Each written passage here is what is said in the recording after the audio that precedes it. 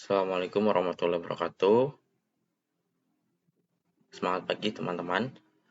Bertemu lagi pada video pembelajaran berkaitan dengan mata kuliah pengauditan 1, di mana kali ini kita akan memasuki pembahasan mengenai bukti audit ya.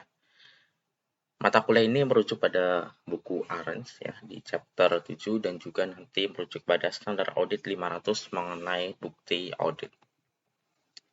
Sebelum kita membahas berkaitan dengan apa itu bukti audit, di pertemuan sebelumnya kita sudah membahas dan berdiskusi mengenai asessi manajemen dan juga tujuan audit atas laporan keuangan.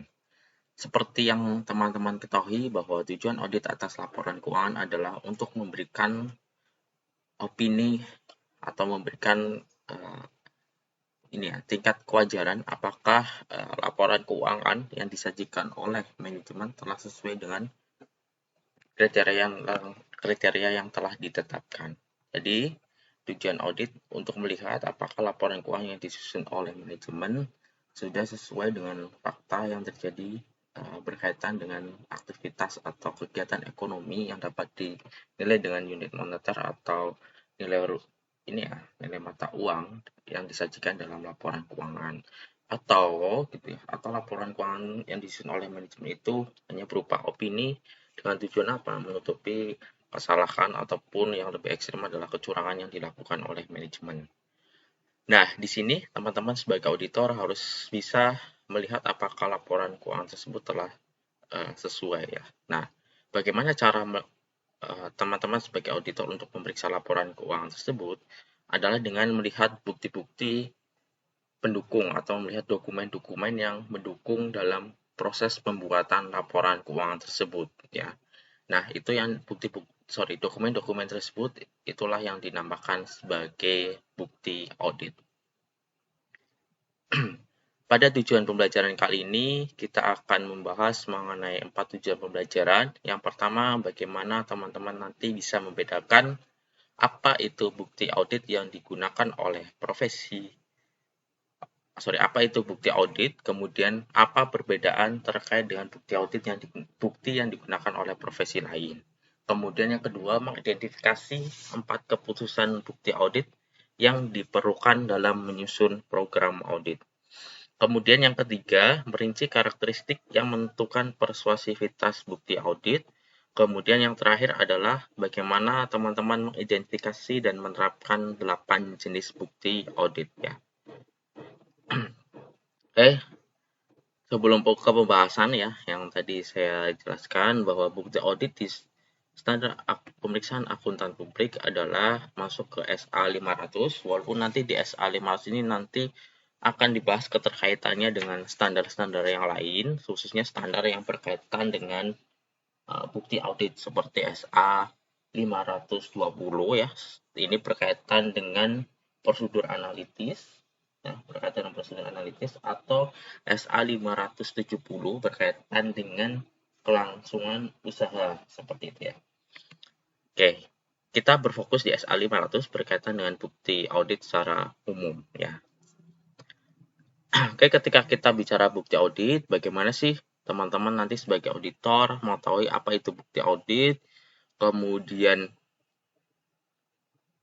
perbedaan dengan bukti yang digunakan oleh profesi lain. Ketika kita bicara bukti, otomatis itu adalah berupa dokumen yang mendukung ya. Mendukung apa? Misalkan kalau dalam profesi di bidang hukum ya, profesi misalkan hakim, jaksa, ataupun nanti profesi sebagai polisi, itu merupakan bukti untuk mendukung profesi mereka dalam mengambil keputusan terkait dengan hukuman apa gitu ya, hukuman apa yang tepat atau mungkin bersalah atau tidak. Sedangkan untuk bukti audit merupakan bagian dari proses audit yang dilakukan oleh auditor yang kemudian dikumpulkan oleh auditor, kemudian dievaluasi dengan menggunakan pengetahuan, kemampuan, serta menggunakan kompetensi yang dimiliki dalam mendukung tingkat keyakinan bahwa bukti tersebut telah cukup ya atau tepat dalam auditor membuat keputusan berkaitan dengan opini audit ya, karena hasil akhir dari audit atas laporan keuangan adalah memberikan opini atau terkait kewajaran atas laporan keuangan. Kemudian jika kita merujuk pada standar audit 500, maka kita dapat melihat apa itu pengertian bukti audit ya. Bukti audit itu nanti adalah berupa informasi ya, setiap informasi yang digunakan oleh auditor untuk menentukan ataupun untuk menarik kesimpulan ya mengenai opini auditor ya, apakah informasi yang diaudit atau informasi yang telah diaudit telah sesuai dengan kriteria yang telah ditetapkan. Kemudian, klasifikasi bukti audit nanti akan ada dua. Yang pertama berkaitan dengan bukti pembukuan, yang kedua berkaitan dengan bukti pendukung. Ketika kita bicara bukti pembukuan, ya teman-teman yang sudah belajar akuntansi keuangan akan bisa mengerti ya, pembukuan ini berarti berkaitan dengan laporan keuangan. Berarti bukti-bukti dalam menyusun laporan keuangan itu perlu dikumpulkan oleh auditor ya. Apa saja bukti-buktinya? Contohnya adalah nota, faktur pembelian, faktur penjualan, ataupun nanti berkaitan dengan penyusunan laporan keuangan ya, sebelum laporan keuangan jadi kan akan ada jurnal umum, jurnal penyesuaian, buku besar ya, dan jurnal-jurnal lainnya yang diperlukan oleh auditor. Kemudian apa itu bukti pendukung? Bukti pendukung adalah bukti yang mendukung dalam pembuatan laporan keuangan di luar bukti pembukuan. Apa saja contohnya yang mendukung itu? Misalkan ketika perusahaan memutuskan membeli peralatan atau membeli persediaan, otomatis kan akan ada keputusannya, akan ada kesepakatannya. Nah, kesepakatan itu yang merupakan bagian dari bukti pendukung dalam bukti audit. Contohnya apa? Kesepakatan itu misalkan ada notulensi rapat atau rapat umum pemegang saham, misalkan untuk menerbitkan saham, atau notulensi lainnya yang berkaitan dengan keputusan dalam melakukan transaksi yang memiliki nilai ekonomi ya dalam suatu perusahaan atau yang ada di klien. Itu yang disebut sebagai bukti pendukung. Oke, jadi bukti audit nanti akan ada dua, bukti pembukuan dan bukti pendukung. Nah, kedua bukti ini mendukung satu sama lain ya teman-teman. Jadi teman-teman bukan ini ya, harus dua bukti ini dicari ya, bukan hanya bukti pembukuan saja atau bukti pendukung saja. Karena bukti pembukuan bisa dibuat ya, bukti pendukung saja juga bisa dibuat. Berarti ini harus ada match ya antara bukti pembukuan dan bukti pendukung. Ketika bukti pembukuan ada, kemudian bukti pendukung tidak ada dalam pengambilan keputusan, berarti itu akan menjadi pertimbangan auditor dalam menentukan opini audit.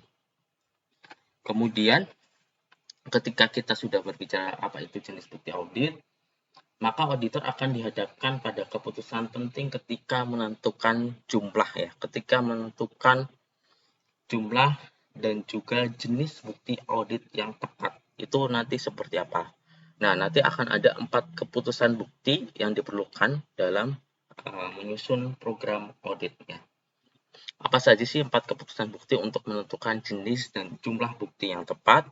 Yang pertama berkaitan dengan prosedur audit yang akan digunakan. Kedua, berapa ukuran sampel yang akan dipilih untuk prosedur tersebut. Ketiga, item-item mana yang akan dipilih dari populasi.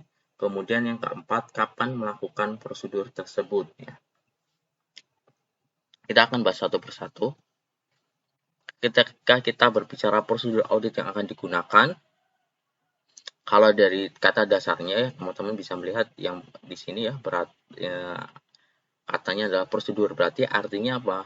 Berarti artinya ada langkah-langkah ya, ada rincian instruksi yang berkaitan apa? Yang berkaitan dengan yang berkaitan dengan kegiatan teman-teman melakukan audit. Berarti prosedur audit adalah apa?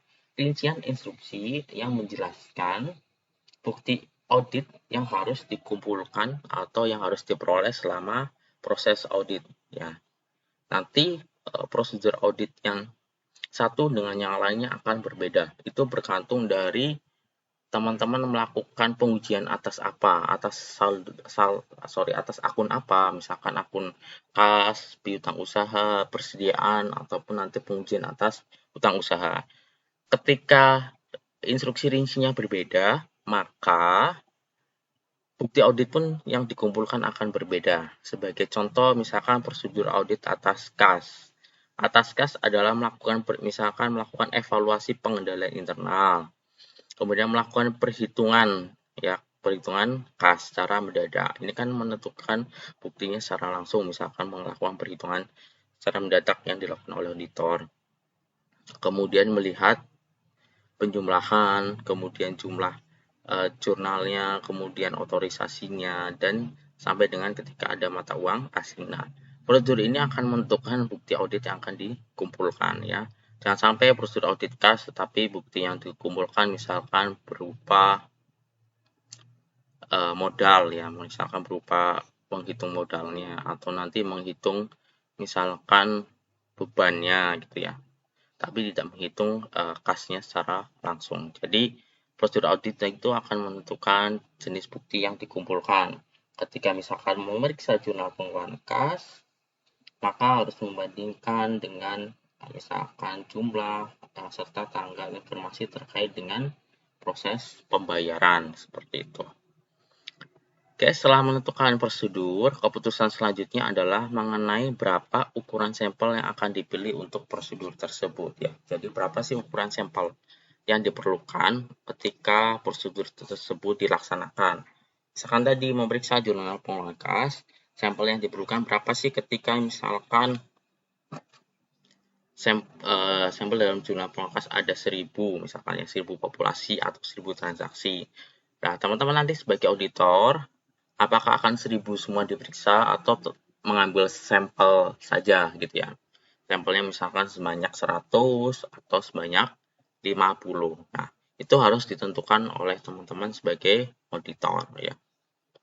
Kemudian selanjutnya mengenai item-item yang akan dipilih dari populasi. Tadi sudah menentukan sampel ya, 50 misalkan dari 1000 transaksi atau 1000 populasi. Nah, 50 itu nanti diambil yang mananya sih dari 1000? Apakah 50 transaksi pertama, terakhir, atau di tengah-tengah, atau misalkan transaksi yang memiliki nilai paling besar atau nilai yang sering muncul.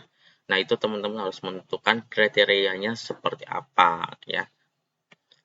Harus ada kriterianya. Setelah sudah menentukan tadi ya prosedur, kemudian sampel, kemudian item-item yang dipilih dari populasi berapa, yang terakhir berkaitan dengan penetapan waktu ya. Kapan melaksanakan prosedur tersebut ya. Ini berkaitan dengan terkait dengan apakah auditor sudah merasa yakin bahwa bukti audit yang dikumpulkan sudah tepat ya. Ketika sudah tepat berarti bisa langsung diselesaikan proses auditnya, atau kapan melaksanakan prosedur audit ini ditentukan berdasarkan kapan klien melakukan meminta dilakukan audit diselesaikan ya, kapan audit itu akan diselesaikan, kapan permintaan klien untuk agar audit tersebut diselesaikan, apakah 1 bulan, 3 bulan seperti itu. Jadi nanti akan ada 2 faktor ya. Ketika bukti dikatakan sudah cukup, berarti tinggal melakukan evaluasi, atau ketika waktu penyelesaian audit berdasarkan kesepakatan dengan klien seperti itu. Oke, setelah selesai menentukan keputusan audit, tadi kan kita sudah menyinggung terkait dengan kapan bukti dianggap sudah cukup ya, kapan bukti dianggap sudah tepat untuk kemudian dilakukan evaluasi. Itu nanti akan ada kriterianya, di mana itu adalah karakteristik ya. Karakteristik bukti itu dikatakan cukup dan tepat ya. Kapan bukti dikatakan cukup dan tepat, nanti akan ada karakteristiknya, yang mana nanti teman-teman perlu memperhatikan ketika berpraktek sebagai auditor. Di standar audit 500 tadi ya, mengenai bukti audit, di paragraf 6 teman-teman bisa melihat bahwa ya, pernyataannya bahwa auditor harus merancang dan melaksanakan prosedur audit yang tepat sesuai dengan kondisi untuk memperoleh bukti audit yang cukup dan tepat. Jadi ini merupakan suatu kewajiban ya bagi teman-teman nanti ketika menjadi auditor harus bisa merancang dan melaksanakan prosedur audit. Untuk apa? Untuk memperoleh bukti audit yang cukup dan tepat. Jadi tidak boleh hanya cukup ataupun tidak boleh hanya tepat. Harus dua ini ya, cukup dan tepat ya. Itu yang kita namakan sebagai apa ini? Persuasivitas bukti ya.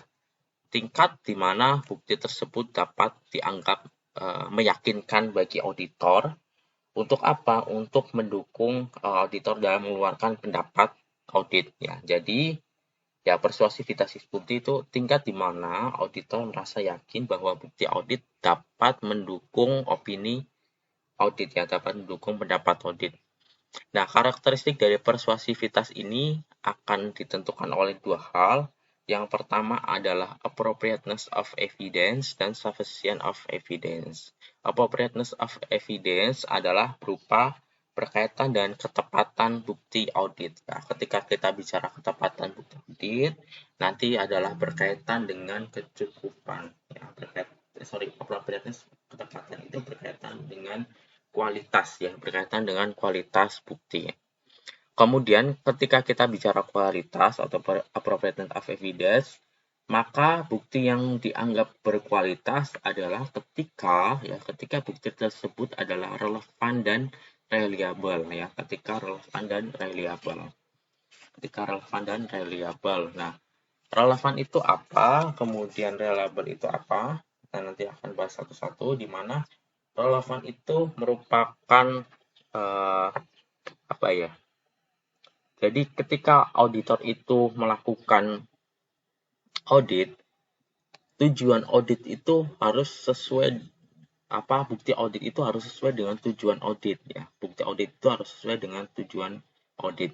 Jadi relevan di dalam mengambil atau melaksanakan prosedur audit ya. Harus seperti itu. Contohnya apa?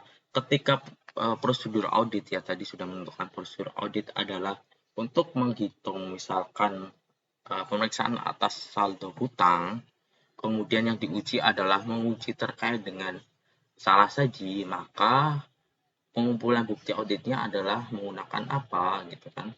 Menggunakan misalkan perhitungan apakah jumlah hutang usaha sudah sesuai atau belum. Nah, itu akan berbeda ketika teman-teman misalkan menguji kurang saji ya. Ketika menguji kurang saji, maka informasinya adalah untuk melihat pembayaran setelah tanggal neraca. Berarti relevansi itu bermakna bahwa bukti itu harus tepat ketika auditor melakukan prosedur audit, harus relevan ya. Prosedur mana yang relevan ketika teman-teman melakukan pengumpulan bukti seperti itu ya. Kemudian ketika kita bicara reliabilitas bukti ya, ini reliabilitas bukti ini berkaitan pada di mana ya bukti audit tersebut dapat dipercaya atau layak dipercaya ya. Believable ya. Ketika kita bicara reliabilitas bukti nanti akan ada 6 karakteristik yang perlu diperhatikan oleh auditor ketika bicara bahwa bukti itu layak dipercaya atau dapat dipercaya. Apa saja sih? Kenapa kita bilang layak ya atau dapat dipercaya? Karena kan kita tidak bisa menentukan bahwa bukti itu 100% betul ya, 100% dipercaya. Jadi makanya kita munculkan kalimat layak dipercaya atau dapat dipercaya, tidak 100% percaya. Karakteristiknya apa saja? Yang pertama adalah berkaitan dengan independensi penyedia bukti ya. Jadi ketika kita bicara independensi penyedia bukti, teman-teman ketika melakukan bukti audit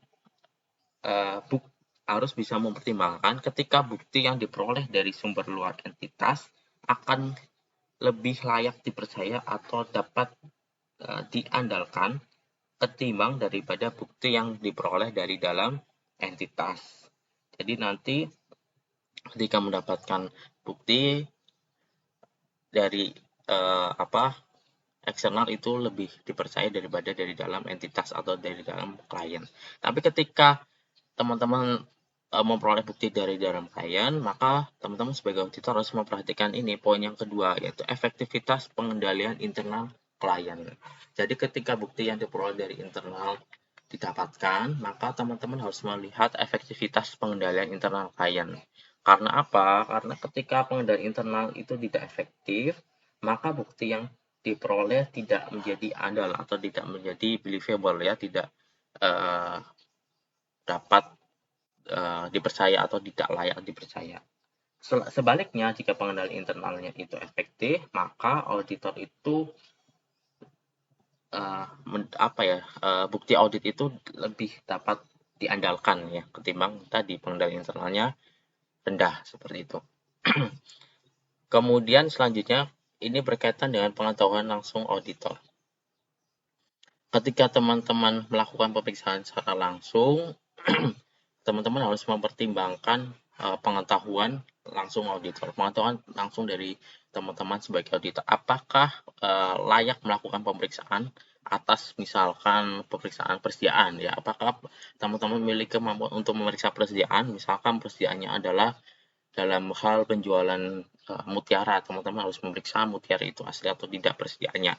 Nah, teman-teman memiliki pengetahuan itu atau tidak, ya. Ketika tidak memiliki pengetahuan, maka bukti tidak akan menjadi layak dipercaya. Oleh karena itu nanti akan ada pembahasan mengenai mencari penugasan atau mungkin meminta bantuan dari spesialis, ya, meminta bantuan dari spesialis. Ketika teman-teman sebagai auditor tidak memiliki pengetahuan langsung atas pemeriksaan suatu akun, gitu ya. Kemudian ketika bukti sudah diperoleh tadi, ya, maka teman-teman juga harus memperhatikan siapa yang memberikan bukti, ya. Siapa yang memberikan bukti, apakah kualifikasi yang menyediakan bukti itu sesuai dengan bukti yang disediakan, gitu ya. Kualifikasi bukti apakah sesuai dengan bukti yang disediakan, gitu ya. Kemudian selanjutnya adalah tingkat objektivitas, ya. Tingkat objektivitas ini berkaitan dengan bukti yang diperoleh dari pihak luar akan lebih objektif daripada bukti yang diberikan dari pihak internal klien. Nah, makanya ini perlu diperhatikan. Kemudian ketepatan waktu. Ini berkaitan dengan pengambilan buktinya, ya, penentuan sampel buktinya, ya. Kapan bukti akan dikumpulkan? Misalkan ketika teman-teman memeriksa neraca, bukti yang dikumpulkan akan lebih dianggap handal ketika misalkan mendekati tanggal neraca. Berbeda atau laporan posisi keuangan, ya. Ketika berbicara dengan pengumpulan bukti audit dalam laporan laba rugi, maka teman-teman harus mengambil sampel, misalkan harus setiap bulan, tidak boleh hanya 1 bulan saja, ya. Jadi harus ada bukan hanya sebagian periode, tetapi setiap periode atau setiap bulannya, seperti itu. Kemudian setelah memperhatikan kecukupan, ya, teman-teman harus memperhatikan sufficient of evidence. Ini berkaitan dengan kualitas bukti audit, ya, berkaitan dengan kuantitas, ya. Kalau abundance of evidence kualitas, sufficient adalah kuantitas atau berkaitan dengan kecukupan. Ini ketepatan, ini kecukupan. Kecukupan berarti berkaitan dengan apakah bukti audit yang dikumpulkan sudah cukup atau belum, sudah memadai atau belum. Faktor yang mempengaruhi antara lain adalah penilaian auditor atas salah saji, ya, penilaian auditor atas salah saji. Yang kedua adalah berkaitan dengan efektivitas pengendalian internal. Efektivitas pengendalian internal tadi di reliabilitas bukti juga sudah dibahas. Kemudian ketika kita bicara efektivitas atas salah saji, ini berkaitan dengan ketika auditor melakukan audit atas kemungkinan besar ini, ya, bahwa persediaan itu misalkan contohnya mengalami salah saji yang tinggi, maka auditor akan membuat bukti yang lebih banyak, jumlah bukti yang lebih banyak. Tetapi, ya, Ya, harus diperhatikan bahwa ukuran sampel yang banyak belum tentu mengandung arti bahwa efektivitas ataupun salah saji besar ya. Itu tidak berarti seperti itu. Oke, kemudian ketika kita bicara keandalan bukti ya, ketika kita bicara keandalan bukti gitu ya. Ini keandalan bukti ya. Kemudian ini kecukupannya. Kemudian ketika teman-teman lihat, perlu nggak sih tadi ya, hanya cukup saja, hanya tepat saja, itu tidak bisa ya, teman-teman harus menggabungkan antara kecukupan dan ketepatan ya, antara ketepatan dan kecukupan, atau kecukupan dan ketepatan, sehingga menimbulkan dampak gabungan yang mendukung auditor dalam mengambil atau menentukan opini audit ya, dalam mengambil atau menentukan opini audit. Kemudian ini terkait dengan kesimpulannya ya, terkait dengan kesimpulan apakah hubungan dari bukti audit dan persuasivitas. Hubungan dari bukti audit dan persuasivitas. So, keputusan bukti audit ya, ketika prosedur audit dan penetapan waktu akan berkaitan dengan ketepatan. Ketika berbicara ukuran sampel dan item yang dipilih berkaitan dengan kecukupan bukti seperti itu ya. Oke, selanjutnya kita akan membahas mengenai jenis bukti. Jenis bukti di dalam buku ARAN diklasifikasikan menjadi 8, atau nanti kalau di standar audit itu hanya sekitar 6, kalau tidak salah sekitar 6 gitu ya. Sekitar 6 ya. Kemudian sini kita hanya membahas di seperti yang ada di buku ARAN, jadi nanti klasifikasinya ada 8. Walaupun ini ya, apa ya namanya, hampir sama gitu ya, hampir sama sesuai dengan jenis bukti audit yang ditampilkan dalam standar audit 500 ya, standar audit 500, yaitu berkaitan dengan kalau di ARANS itu nanti akan ada pemeriksaan fisik, konfirmasi, inspeksi, prosedur analitis, wawancara dengan klien, rekalkulasi, pelaksanaan ulang, dan observasi. Oke, sama dengan SA 500, isinya adalah bukti audit inspeksi, observasi, konfirmasi eksternal, kemudian perhitungan ulang, pelaksanaan kembali, serta prosedur analitis, dan ada yang namanya permintaan keterangan. Nah, itu akan ada 7 ya, kalau di SA 500 akan ada 7 bukti audit ya. Apapun itu jumlahnya, yang jelas keterangannya akan sama, cuma klasifikasinya saja yang berbeda jumlahnya. Oke, kita lihat dari ARANS. ARANS itu menyatakan bahwa bukti audit yang pertama adalah jenisnya adalah berkaitan dengan pemeriksaan fisik. Pemeriksaan fisik ini berkaitan pemeriksaan atas aset berwujud. Terkait dengan bagaimana nanti teman-teman inspeksi secara langsung sebagai auditor untuk melihat ya, apakah fisik dari akun ya, misalkan presiden itu benar-benar ada atau tidak. Nah, ini contohnya biasanya adalah pemeriksaan atas aset berwujud ya, pemeriksaan atas aset berwujud, misal, atau nanti pemeriksaan atas persediaan, apakah benar-benar sudah ada atau belum, atau peralatan dan perlengkapan. Kemudian yang kedua berkaitan dengan konfirmasi ya. Berkaitan dengan konfirmasi. Ketika kita bicara konfirmasi, berarti nanti teman-teman sebagai auditor adalah melakukan membuat pertanyaan ya, baik secara lisan ataupun tertulis kepada pihak ketiga ya. Kemudian nanti teman-teman sebagai auditor akan mendapatkan jawaban ya, jawabannya juga nanti akan lisan atau tertulis. Tapi biasanya konfirmasi ini lebih dapat diandalkan ketika jawabannya adalah secara tertulis. Karena nanti akan ada seperti hitam di atas kertas jawabannya seperti apa, dan itu nanti akan dijadikan dokumentasi teman-teman ya, dokumentasi audit. Kemudian keputusan auditor tentang apakah akan menggunakan konfirmasi atau tidak itu bergantung atas kebutuhan terkait dengan reliabilitas bukti ya. Apakah perlu melakukan konfirmasi atau tidak?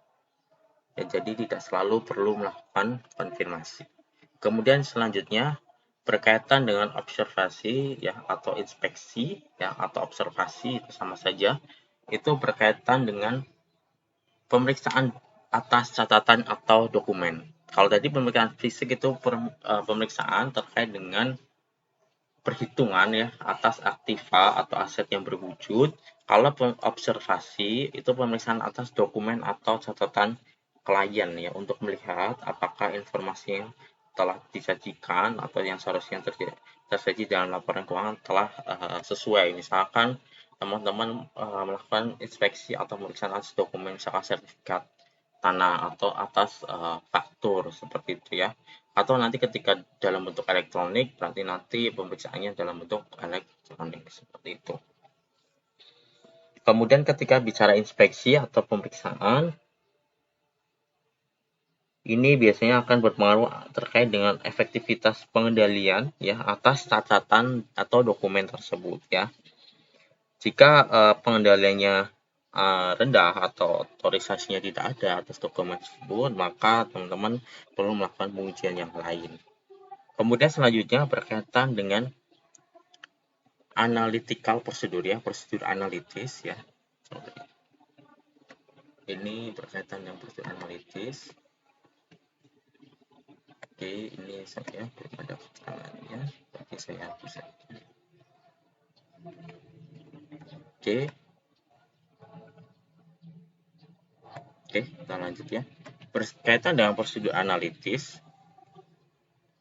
ini berkaitan terkait dengan pemeriksaan atas rasio keuangan ya, atas rasio keuangan untuk perbandingan apakah ada kinerja yang masuk akal ya, kinerja keuangan ataupun non keuangan. Misalkan ini ya membandingkan rasio aktivitas, rasio likuiditas, kemudian atau rasio profitabilitas ya. Jadi untuk membandingkan apakah karena bisa jadi ketika misalkan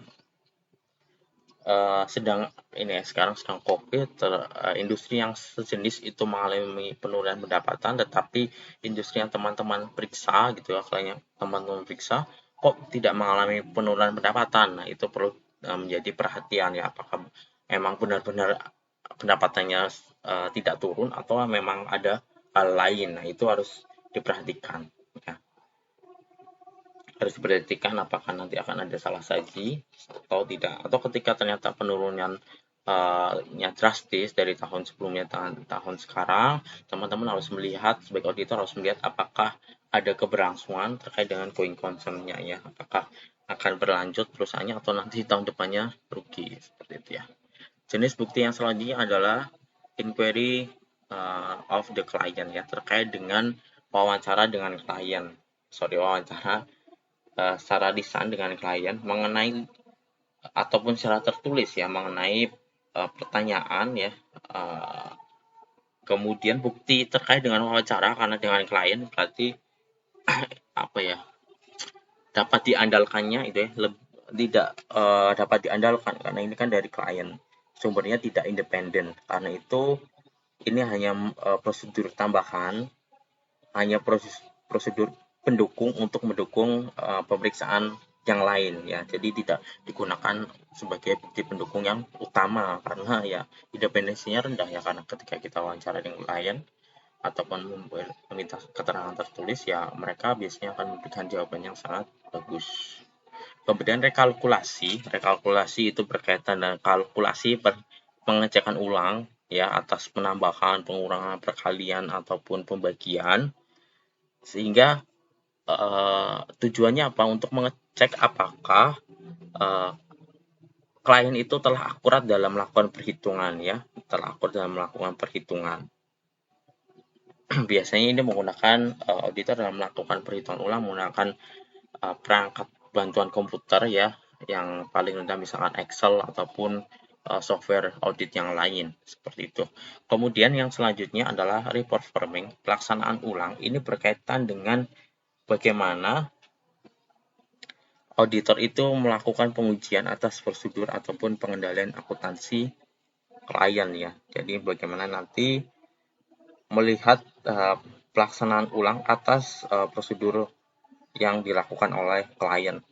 Ya, misalkan membandingkan harga yang tertera dalam faktur dengan harga resminya, atau nanti akan ada pengecekan terkait dengan informasi yang ada di suatu tempat, misalkan dalam jurnal penjualan apakah telah dicatat dengan tepat ya ke dalam piutang usaha. Jadi ini berkaitan dengan pelaksanaan ulang pencatatan dari transaksi ke jurnal ataupun nanti ke buku besar atau buku besar pembantu piutang dan sebagainya. Nah, ini untuk melihat sudah sesuai atau belum. Kemudian ada observasi ya. Ini berarti nanti mengamati proses atau prosedur yang sedang dilaksanakan oleh klien, oleh pihak lain. Jadi nanti auditor mengunjungi misalkan suatu unit atau suatu unit atau departemen. Kemudian auditor, teman-teman sebagai auditor akan melihat pelaksanaan atau mengamati apakah prosedurnya sudah dilakukan dengan tepat atau belum. Nah, ini observasi sama seperti wawancara dengan klien ya. Buktinya kurang dapat diandalkan karena ya kita datang, karena mereka tahu kita sebagai auditor datang, mereka akan bersikap sesuai dengan SOP ya, bisa jadi seperti itu. Jadi bukti observasi kurang akan diandalkan. Oke, maka dari 8 bukti itu akan ada ketepatan jenis bukti yang masing-masing objektivitasnya bisa tinggi atau bisa bervariasi atau nanti bisa sedang ataupun rendah ya. Ketika kita bicara bukti audit yang objektivitasnya tinggi berarti tadi ya pemeriksaan fisik, konfirmasi ke pihak lain, kemudian inspeksi, prosedur analitis yaitu bervariasi, tanya dijawab dari klien bisa rendah bisa tinggi, rekalkulasi itu adalah tinggi, pelaksanaan ulang tinggi, observasi bisa jadi sedang atau rendah, tidak mungkin tinggi. Seperti itu ya. Kemudian oleh karena itu ketika kita bicara bukti audit maka pengumpulan bukti audit yang tidak tepat akan mengakibatkan apa? Akan mengakibatkan kegagalan audit. Ada beberapa contoh ya terkait dengan kegagalan audit. Itu terkait dengan misalkan ini ada denda yang harus dihadapi oleh kantor akuntan publik Ernst & Young atas apa? Atas audit laporan keuangan PT Indosat Tbk, di mana ternyata tahun 2011 itu auditnya tidak disertai bukti audit yang memadai sebesar 1 juta dolar, di mana hasil audit perusahaan telekomunikasi itu tidak menyajikan bukti audit yang memadai mengenai pencatatan sewa 4.000 ruang di Menara Ponseluler. Yang kedua, ini yang terbaru, berkaitan dengan polemik penolakan persetujuan atas laporan keuangan Garuda tahun 2018. Ternyata hal tersebut terjadi karena apa? Akuntan publik belum semuanya mendapatkan bukti audit yang cukup untuk menilai perlakuan akuntansi sesuai dengan substansi perjanjian transaksi tersebut, sehingga hal tersebut melanggar standar audit yang 500. Oke, itu saja berkaitan dengan penjelasan bukti audit ya. Jadi nanti silakan teman-teman lihat kembali standarnya dan juga buku audit karangan Arens. Oke, begitu saja. Terima kasih. Penutup dari saya. Trust but verify ya. Nanti teman-teman sebagai auditor boleh percaya, tetapi harus memverifikasi ya, memverifikasi kebenarannya dari apa tadi ya, dari pengumpulan bukti auditnya. Ya, apakah benar-benar ya itu yang dicatat dalam laporan keuangan atau tidak. Ya, jadi jangan langsung percaya klien, tetapi harus diverifikasi melalui pengumpulan bukti audit baik dari jenis bukti auditnya, bukti pendukung, bukti pembukuan, kemudian keputusan auditnya ya harus seperti apa, kemudian bukti yang dianggap cukup dan tepat itu apa, harus diperhatikan karakteristiknya, kemudian jenis bukti auditnya ya bisa jadi satu jenis bukti audit akan mendukung jenis bukti audit yang lain. Jadi dari 8 jenis itu teman-teman bisa mengkombinasikan dari 8 jenis bukti audit itu. Jadi bukan hanya satu ya. Ketika praktek bisa jadi 2 atau 3 prosedur untuk satu pengujian seperti itu ya. harus memperhatikan independensinya atau tingkat objektivitasnya, apakah tinggi, sedang, ataupun rendah. Oke, begitu saja terkait dengan penjelasan bukti audit. Kita cukupkan, kita tutup dengan bacaan hamdalah bersama-sama. Alhamdulillahirrabbilalamin. Sekian dari saya. Wassalamualaikum warahmatullahi wabarakatuh.